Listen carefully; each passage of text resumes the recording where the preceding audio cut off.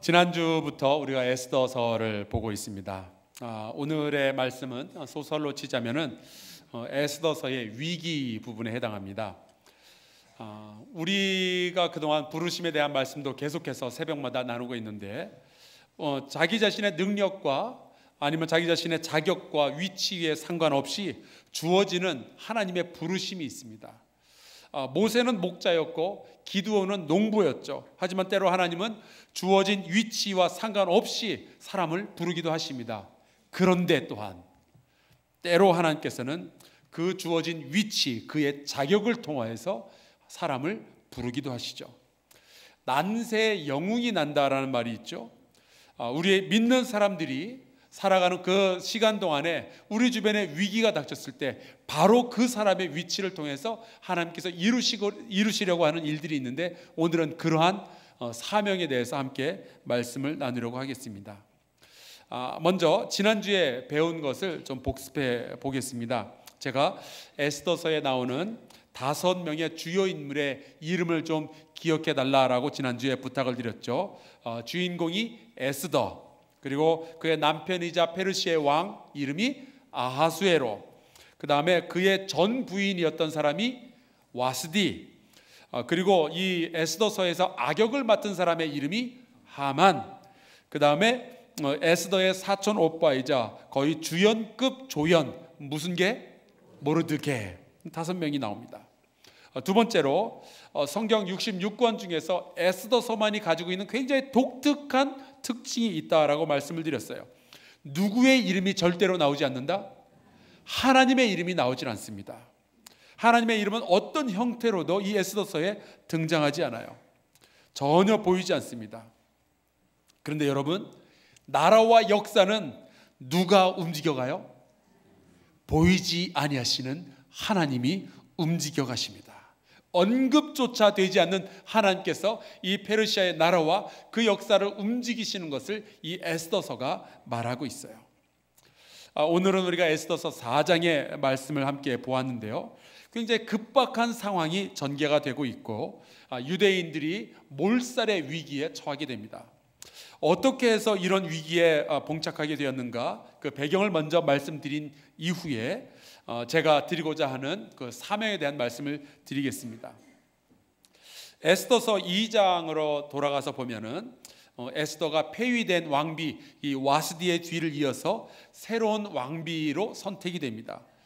그런데 이 에스더에게는 모르드게라는 사촌 오빠가 있었고, 이 사람에게 대해서 2장 5절에 보면은 이렇게 소개하고 있어요.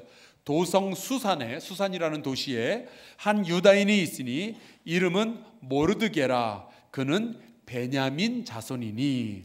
이 사람이 베냐민 자손이었다라는 것을 기억해 두시기 바랍니다. 에스더는 어려서 부모를 잃었어요. 그래서 할 수 없이 이 사촌 오빠 모르드게의 손에 의해서 이제 성장을 하게 됩니다. 근데 이 에스더가 나중에 왕비가 되었을 때 모르드게가 이 에스더에게 부탁한 것이 있어요. 2장 20절에 나옵니다. 에스더는 모르드게가 명령한 대로 그 종족과 민족을 말하지 아니하니. 그러니까 자기 자신이 유대인이라는 그 정체를 숨기고 살아라라고 이 모르드게가 가르쳐 준 거예요. 그래서 자기 유대인이라는 것을 숨기고 그냥 페르시아의 왕비로서 살아가게 됩니다. 그러다가 사건이 하나 일어나게 되는데 왕의 넷이, 궁궐에 있는 넷이 두 사람이 원한을 품고 이 아하수에로 왕을 암살하기로 모의를 합니다. 근데 그것을 우연히 모르드게가 그 궁궐의 문 앞에 앉아 있다가 그것을 우연히 알게 된 거예요. 그래서 이 사실을 모르드게가 왕비 에스더에게 알리고, 또 에스더가 왕에게 나아가서 마마 하면서 모르드게가 그러는데 이 넷이 2명이 당신을 암살하려고 모의를 한답니다. 그래서 그것을 찾아낸 이후에 왕이 목숨을 구하게 돼요. 그래서 이제 모르드게는 얼떨결에 자기가 이 페르시아 왕국에 충신이 되고 맙니다. 그런데 여러분, 모르드게가 진짜 우연히 이 암살 계획을 알게 되었을까요? 그가 정말로 얼떨결에 충신이 되었을까요? 아니요. 미래를 준비하시는 하나님의 섭리가 이미 있었습니다. 그거를 이 에스더서가 이야기하고 있어요. 이제 3장에 들어가면서 하만이라는 사람이 페르시아 제국의 제2인자로 등장하게 됩니다. 아하수에로 왕 그 다음 넘버 2의 권력을 가지게 되죠. 그런데 성경을 보면은 이 사람을 아각 사람 함므다다의 아들이라고 소개하고 있어요. 이 아각 사람이라는 것을 또 기억해 주시기 바랍니다.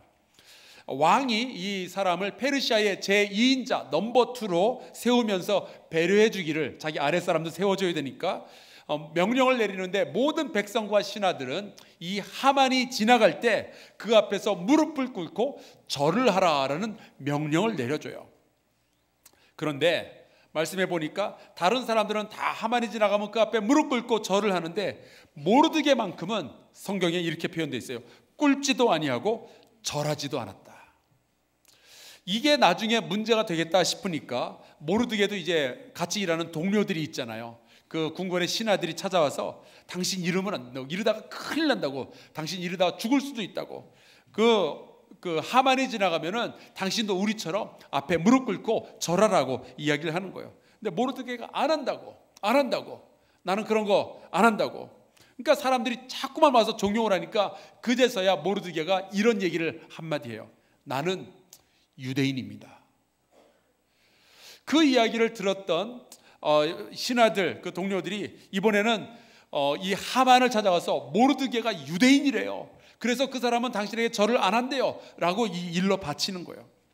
이 이야기를 듣자마자 이 하만이 굉장히 흥분하고 분노해가지고 내가 이놈 모르드게를 죽여야 되겠다. 근데 여러분, 사람이 흥분하면은 원래 정해진 것보다 조금 더 나가잖아요.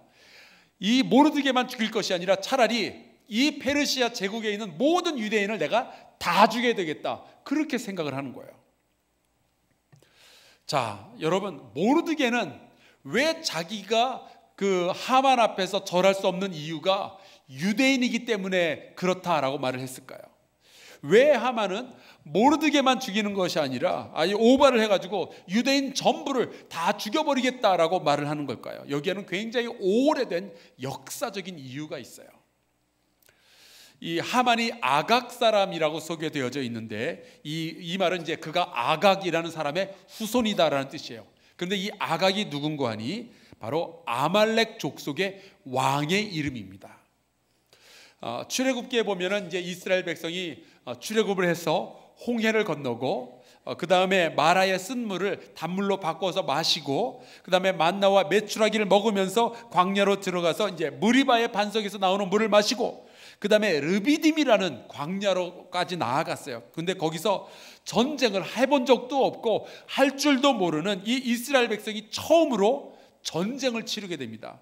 그때 나타났던 적군이 바로 아말렉 족속이에요. 그때 이 모세가 팔을 들고 언덕에 올라가서 팔을 들고 기도하고, 여호수아는 그 언덕 아래에서 아말렉하고 전투를 해서 그 전쟁에서 승리하게 됩니다.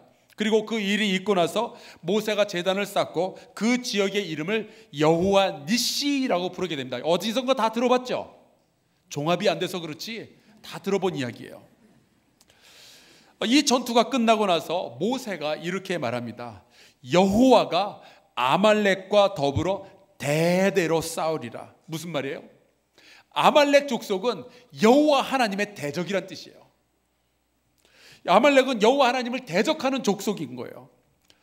그런데 이 전투에서 승리는 했는데 이스라엘 백성에게 피해가 굉장히 많이 있었습니다. 그래서 나중에 신명기 25장 17절에 보면은 모세가 아말렉에 대해서 이렇게 기록을 해놨어요. 너희는 애굽에서 나오는 길에 아말렉이 내게 행한 일을 기억하라. 곧 그들이 너를 길에서 만나 내가 피곤할 때, 얼마나 피곤했겠어요, 광야 생활을 하는데, 내 뒤에 떨어진 약한 자들을 쳤고, 그러니까 노인들, 노약자들, 그 다음에 여성들, 어린이들을 뒤에서 친 거예요. 너무너무 비겁하죠. 그리고 하나님을 두려워하지 아니하였느니라. 하나님의 대적인 거예요. 그 이후로 역사적으로 이 이스라엘과 아말렉은 단 한 번도 평화롭게 지낸 적이 없었어요. 그러다가 사울이 이스라엘의 처음 왕이 되었을 때 드디어 아말렉하고 이스라엘 사이에 아주 한판 싸움이 제대로 붙게 됩니다. 그런데 그 전쟁에서 사울 왕이 이겨요.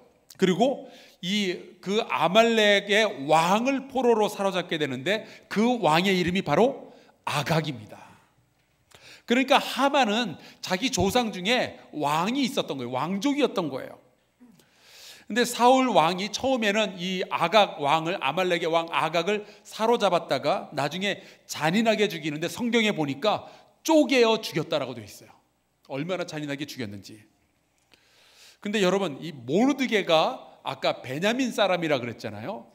여러분, 이 아각 왕을 죽인 사울 왕이 어느 지파 출신인지 기억하시나요? 베냐민 지파 출신이에요.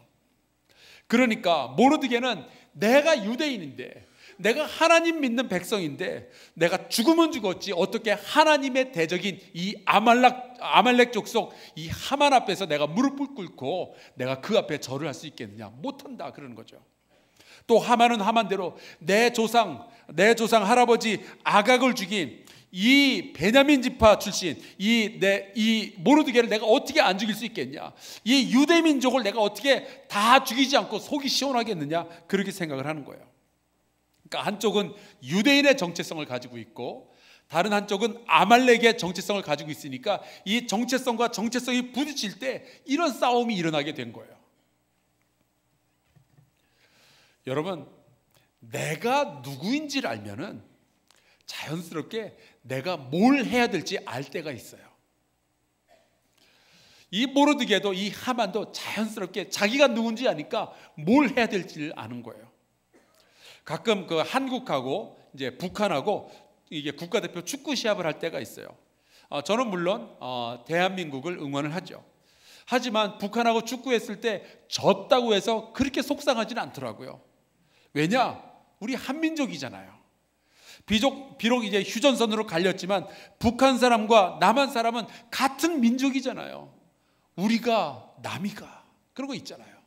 그러니까 별로 이렇게 축구에서 져도 그렇게 속이 안 상해요. 근데 일본하고 축구 시합을 하면 무슨 일이 있어도 이겨야 돼요. 깨져가지고 피가 나도 쫓아가서 골을 넣어야 돼요. 왜요? 내가 한국 사람이잖아요. 어쩌다가 일본에게 지면 그렇게 속이 상해요. 잠이 안 와요. 아니, 질 나라가 없어서 어떻게 일본에게 지냔 말이에요. 그래서 일본하고 국가대표 축구 시합만 한다면 저희는 자연스럽게 사명이 하나 생깁니다. 목이 쉬도록 응원을 해야 돼요. 예전에 한번 그 밤에 나누었던 이야기인데, 미국에서 그 한국인 유학생들이 여름방학 때 이제 친구들하고 같이 작당을 해가지고 우리 한번 미국 횡단 여행을 해보자. 그래가지고 이제 같이 이제 돈을 모아서 차를 하나 빌려서 이제 미국 횡단을 하는 거예요. 근데 밤에 호텔에 들어가면은 돈을 많이 써야 되니까 그 돈을 아끼려고 그냥 잠은 차 안에서 자고 그 친구들이 돌아가면서 밤새워 운전을 하는 거예요. 그래서 그 돈을 아낄 수 있는데 잠을 호텔에서 안 자니까 그렇지만 씻기는 해야 될 거 아니에요. 근데 씻을 장소가 없으니까 이제 어느 동네에 들어가서 한 주유소에 간 거예요. 그래서 이제 주유소에서 연료를 채우는 동안에 이 유학생들이 그 주인 몰래 그 주유소 화장실로 다 몰려 들어간 거예요. 그래서 이제 거기서 주인 몰래 막 세수하고 이빨 닦고 막 머리 감고 그러느라 막 화장실 여기저기 막 물 튀고 좀 지저분해졌죠.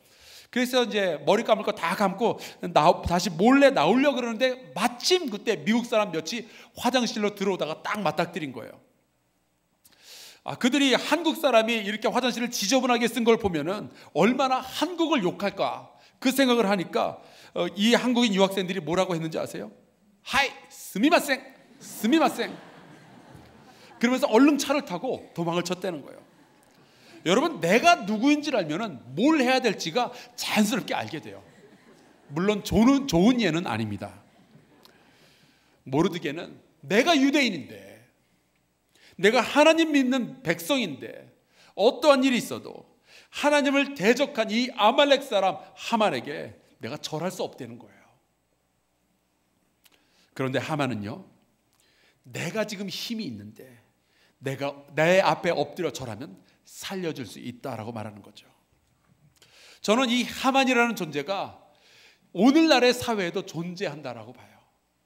수많은 하나님의 백성에게 이 하만이라는 존재가 찾아와서 위협하고 있어요. 지금 이 시대에도 하나님 믿는 우리에게 무릎 꿇으라고, 내 앞에 와서 절하라고 요구하는 것들이 얼마나 많이 있는지 몰라요. 절 한 번만 하면은 너는 안전하게 살 수 있다고 유혹하는 것들이 그렇게 많이 있어요. 여러분, 우리 하나님 믿는 우리가 절대로 무릎 꿇어서는 안 되는 대상들이 있죠. 어떤 유혹이나 어떤 협박이 다가와도 내가 구원받은 주의 백성이라면, 내가 예수 그리스도의 제자라면 타협할 수 없는 것들이 있어요. 하나님을 대신하려 하는 수많은 것들, 하나님 대신에 나를 선택하면 내가 행복을 보장해 주겠다라고 말하는 유혹하는 재물과 권력과 명예와 앞에서, 음란과 탐욕의 죄 앞에서 무릎 꿇지 않는 저와 여러분 되기를 주의 이름으로 축원합니다. 우리가 영적인 자존심이 있어야죠. 구원받은 주의 백성의 자존심이 있어야죠. 어떻게 우리가 이 세상에서 동성애 같은 거 앞에서 절할 수 있겠어요? 안 돼요. 내가 예수 믿는 사람이라면, 하나님의 백성이라면 주일 아침에 해야 할 일이 있죠. 우리 앞에 사명이 보이죠. 하나님께 정성스럽게 예배하는 겁니다. 여러분, 오늘 너무 피곤해서, 여러분 피로 앞에 무릎 꿇지 마세요. 여러분 텔레비전 드라마 앞에서 절하지 마세요. 여러분 예배 시간을 무너뜨리려는 직장 상사 앞에서 무릎 꿇지 마세요. 우리 예수님 때문에 구원받은 사람들이잖아요. 그리고 어쩌다가 늦게 오는 것이 아니라 매주 예배 시간에 지각하시는 분들, 목사님 아기 때문에 그래요. 아기 앞에서 절하지 마세요. 차가 막혀서 그래요. 교통체증 앞에 무릎 꿇지 마세요. 여러분도 알고 저도 알고 있잖아요. 맘만 먹으면 더 일찍 올 수 있다는 거 다 알고 있잖아요. 늘 일찍 왔었는데 하필이면 오늘 같은 날 늦게 오신 분들 죄송하고 사랑하고 축복합니다. 여러분, 하나님을 예배하는 자는 다른 것 앞에서 절하지 않는 거예요. 주님 때문에 손해를 봐야 한다면 봐야죠. 구원받은 주의 백성의 이 정체성, 이 자존심 지키는 저와 여러분 되기를 간절히 축원합니다. 그런데 이 모르드게와 이 하만의 유대 백성, 하나님을 믿는 백성과 이 아말렉, 하나님을 거절하는 이 백성과의 이 정체성과 정체성의 충돌이 어떻게 이어지는가? 에스더 3장에 가서 보면은 하만이 이제 정치적 보복을 계획을 하죠. 그때가 아수에로 왕 12년, 에스더가 왕비가 된 지 5년째 되는 해예요. 하만과 그 일당이 모여서 제비를 뽑습니다. 무슨 제비를 뽑는 거 하니, 언제 우리가 유대인들을 몰살할까? 어느 날이 제일 좋을까? 이걸 점치는 거예요. 그때 이제 1월 달에 그 제비를 뽑았는데, 뽑고 보니까 결과가 12월 달로 나왔어요. 요즘도 왜 이사할 때 왜 손 없는 날 그런 거 따지는 분들이 있잖아요. 결혼하는 날 그런 것도 막 점쳐서 하시는 분들이 있고, 어떤 학교로 가야 됩니까? 이런 것도 막 점쳐서 알아보는 분들이 있는데, 여러분 믿는 사람들은 절대로 그러면 안 돼요. 여러분 미신 앞에서 기웃거리지 마세요. 우리의 인생은요 운명이 좌우하는 거 아니에요. 우리 인생은 하나님이 인도하시는 줄로 믿습니다. 그리고 이 하만이 아수에로 왕 앞에 가서, 유대인은 페르시아의 법과 다른 법들을 가지고 있어요. 그러니까 그들을 페르시아 왕국에 그냥 내버려 두는 것 왕에게 무익합니다. 그러니까 조서를 내려서 이 몇 날 며칠에 이 유대인 백성을 몰살해 버리는 게 좋겠습니다. 그래요. 그러면서 내가 은 1만 달란트를 왕의 은행 계좌에다가 넣어 놓을 테니까 이 일은 저에게 맡겨 주십시오. 그러니까 왕에게 뇌물을 주면서까지 자기의 뜻을 이루려고 하는 거죠. 그때 이 아하수에로는 아무 생각 없이 그러라고 그렇게 이야기를 해요. 여러분 이런 걸 보고 국정농단이라 그래요. 그 조서의 내용이 에스더서 3장 13절입니다. 제가 그 조서 내용 그대로 읽어드릴게요. 12째 달 곧 아달월 13일 하루 동안에 모든 유다인을 젊은이 늙은이 어린이 여인들을 막론하고 죽이고 도륙하고 진멸하고 또 그 재산을 탈취하라. 그냥 죽이라도 아니에요. 죽이고 도륙하고 진멸하래요. 이 소식을 들은 모르드게는 자기의 옷을 찢고 굵은 베옷을 입고 재를 뒤집어 쓰고 대성통곡을 하면서 궁궐문 앞에 앉아가지고 이제 울고 있습니다. 다른 유다인들도 그 소식을 듣자마자 다들 금식하며 울며 부르짖으며 굵은 베옷을 입고 제 위에 앉아요. 거기에 누워버려요. 왜 우리는 그 다급하고 그러면은 통성 기도를 하잖아요. 쥐야 그러면서 부르짖잖아요. 유다인은 그렇게 다급하면요 금식하며 재를 뒤집었어요. 그러면서 굵은 베옷을 입고 부르짖는 거예요. 하나님 살려주십시오. 하나님 앞에서 기도하는 거예요. 상황이 좀 궁궐 안에 있는 에스더는 잘 모르는데 바깥이 좀 공기가 이상하니까 자기를 도와주는 내시를 불러가지고 좀 알아봐라 그래요. 그래서 그 내시가 이제 가보니까 모르드게가 지금 무슨 일이 벌어지고 있는지 이제 상세하게 다 설명을 하죠. 왕과 하만 사이에 무슨 일이 일어나고 있는지, 국정농단이 어떻게 벌어지고 있는지 다 이야기를 합니다. 그리고 8절에 보면은 유다인을 진멸하라고 수상국에서 내린 그 조서의 복사본을 증거로 이 에스더에게 보내줘요. 그리고 이런 부탁을 합니다. 왕에게 나아가서, 에스더 제발 네가 왕에게 나아가서 그 앞에서 자기 민족, 네 민족을 위하여 간절히 구하라. 우리 민족을 살리는 일에 당신이 쓰임받는 자가 되어야 되지 않겠느냐 이야기를 하는 거죠. 그런데 그 말을 전해 들었던 에스더가 자기의 어려움이 있다. 그러면서 이제 모르드게에게 다시 말을 전해요. 어떤 공관이 이 페르시아에는 남녀를 막론하고 왕이 부르지 않았는데 자기가 멋대로 먼저 나가면은 그 왕이 죽일 수 있는 법이 있어요. 그런데 에스더가 왕의 부름을 받지 못한 지가 이미 30일이 되었다는 거예요. 여러분, 에스더가 결혼한 지 5년이 되었는데 지금 신혼이에요? 아니에요? 5년. 우리 사랑하는 성도 여러분은 50년을 함께 살아도 신혼처럼 사시기를 주의 이름으로 축복합니다. 여러분, 5년을 함께 살았는데 같은 궁궐에 살면서 왕의 얼굴을 못 본 지가 30일이 되었대요. 여러분, 아내나 남편의 얼굴 30일 동안 안 보고 살 수 있어요? 저는 그러고는 못 살죠. 여러분, 30일 동안 왕을 못 봤다는 것은 왕이 지금 다른 왕비한테 꽂혀 있을 수도 있는 거예요. 아니면 이 에스더를 안 볼 이유가 있을지도 몰라요. 그런 상황에서 에스더가 왕 앞에 나가서 당신이 내린 조서가 잘못됐으니까 그거 취소하라고 이야기하면은 과연 왕이 이 에스더를 살려두겠는가? 에스더를 살리려면은 그 금규, 이 왕의 지휘봉을 이렇게 한번 내밀어 줘야 되는데 과연 그런 일이 일어나겠는가? 안 될 것 같은 거예요. 그래서 에스더는 자기는 못하겠다 이야기를 하는 거죠. 에스더의 고민 가운데 하나가 이거예요. 분명히 모르드게는 에스더에게 유대인의 정체성을 숨기라 그랬거든요. 비밀로 해라. 근데 에스더에게는 지금 이런 고민이 생겨나는 거죠. 내가 지금 누구인가? 나는 유대인인가? 아니면 페르시아의 왕비인가? 나는 지금까지 5년 동안 페르시아의 왕비로서 유대인의 정체성을 숨기고 지금까지 살아왔는데 이 유대인들이 몰살당할 위기 앞에서 나는 어떤 쪽의 정체성을 취할 것인가? 근데 지금 에스더에게는 페르시아의 왕비라는 정체성이, 페르시아의 법을 지켜야 되는 그 정체성이 더 지금 크게 보이고 있는 중인 거예요. 그 말을 들은 모르드게가 이러한 말을 전합니다. 13절에 나와요.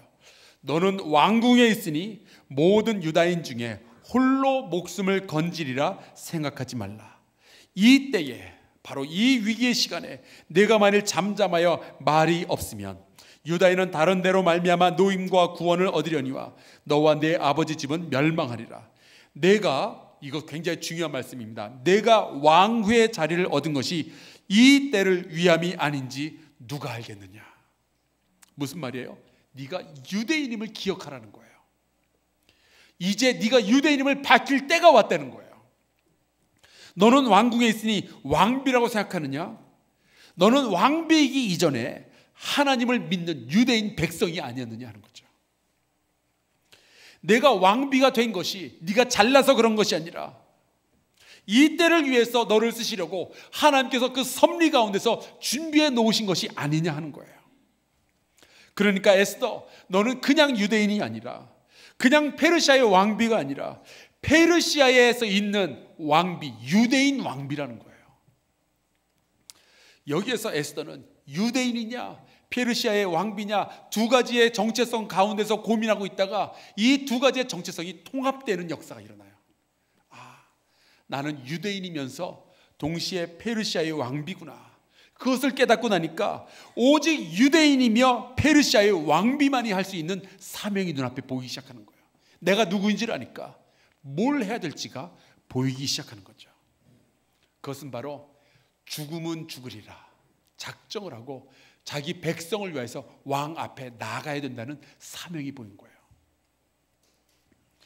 여러분, 때로 우리가 믿는 사람들이지만 이제 교회 바깥으로 나와서 회사를 간다든지 다른 곳에 가면은, 특히 이제 회사 다니시는 분들 가끔 가다가 나는 크리스천인가 아니면 이 회사의 직원인가, 이런 두 가지 정체성을 놓고 고민할 때가 있는데, 여러분, 하나님은요 그렇게 두 가지로 나눠 놓고 생각하지 않으세요. 하나님은 여러분을 바로 그 회사에 믿는 사람 직원으로 세워 놓으신 거예요.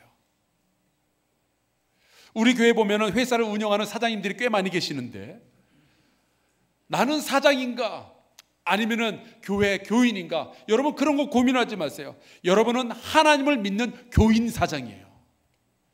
하나님이 그 자리에 여러분을 그렇게 세워 놓으셨어요. 이런 통합적인 정체성을 가지면은 새로운 사명이 보이기 시작하죠. 직원들 보고 일하라고 닥달만 하는 것이 아니라 크리스찬 사장으로서 직원들을 사랑하고 품어주는 일들이 일어나게 되는 거죠. 새로운 사명들이 보이는 거예요. 사도 바울은 유대인이면서 동시에 로마의 시민권을 가진 사람이었어요. 하지만 이 사도 바울이 가장 소중히 여겼던 정체성은 하늘나라의 시민이라는 사실이었습니다. 그러니까 내가 하늘나라의 시민인데 로마의 시민이면서 동시에 유대인이니까 자기가 날마다 무엇을 하면서 살아야 되는지 그 사명들이 눈앞에 보이는 거예요.